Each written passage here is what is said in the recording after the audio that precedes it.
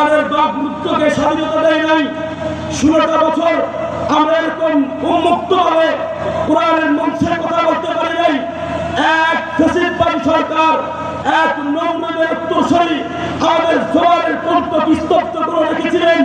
কিন্তু আল্লাহ পাক রব্বুল আলামিন ছাত্র জনতার বিপ্লবের কারণে 5ই আগস্টে ফ্যাসিস্টবাদী সরকারকে আল্লাহ পাক রব্বুল আলামিন বাংলার জমিন থেকে বিতাড়িত করেছেন।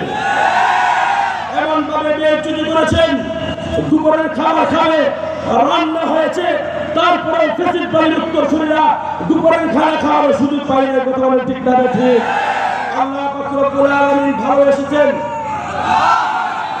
ইসলামের শত্রুরা হুঁশিয়ার সাবধান, হুঁশিয়ার সাবধান, ইসলামের শত্রুরা। মোহতারাম হাজিরিন, মোহতারাম হাজিরিন, সময় অল্প,